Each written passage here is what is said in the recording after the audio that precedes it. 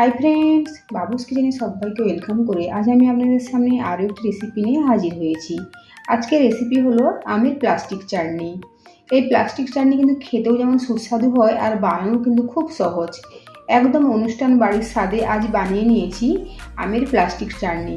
তা চলুন যাওয়া যাক রেসিপির দিকে, আর ভিডিওটি স্কিপ না করে লাস্ট পর্যন্ত দেখার জন্য অনুরোধ রইল।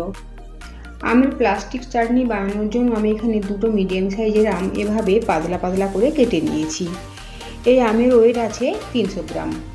300 গ্রাম আমের জন্য আমি এখানে 200 গ্রাম চিনি নিয়েছি। এখানে একটা কড়াই গরম করে নিয়েছি, কড়াইয়ের মধ্যে এখন দেবো চিনি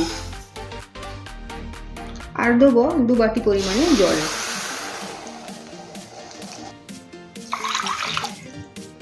দেবো হাফ চামচ পানমৌরি,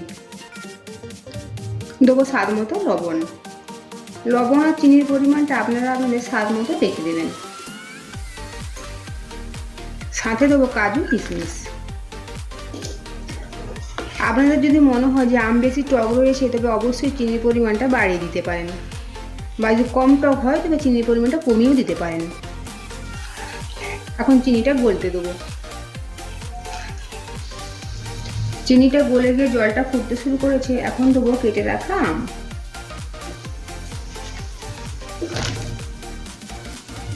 দেবো একদম অল্প পরিমাণে হলুদের গুঁড়ো, একদম অল্প পরিমাণে লাল লঙ্কার গুঁড়ো। সুন্দর একটা কালারের জন্য লাল লঙ্কার গুঁড়ো আর একটু হলুদের গুঁড়ো দিয়েছি। এখন গ্যাসের ফ্লেম লো টু মিডিয়ামে রেখে 7 থেকে 8 মিনিটের জন্য ঢাকা দিয়ে আমটা একটু সেদ্ধ হতে দেবো। গ্যাসের ফ্লেম বাড়িয়ে রেখে 10 মিনিট রান্না করে নিয়েছি। দেখুন আম খুব ভালোভাবে সেদ্ধ হয়ে গিয়েছে আর গ্রেভিও অনেকখানি ঘন হয়ে গিয়েছে। দেখুন আম পুরো ট্রান্সপ্লান্ট হয়ে গিয়েছে, তার মানে আম খুব ভালোভাবে সেদ্ধ হয়ে গিয়েছে। এখন গ্যাসের ফ্লেম অফ করে দেবো।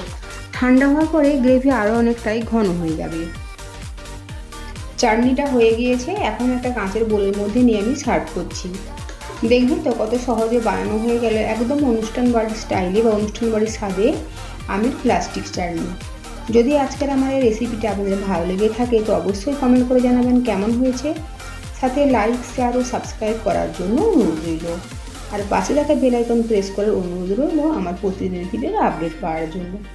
ভালো থাকবেন, সুস্থ থাকবেন, ফিরে আসছি অন্য কোনো রেসিপি নিয়ে। আর ভিডিওটি লাস্ট পর্যন্ত দেখার জন্য ধন্যবাদ।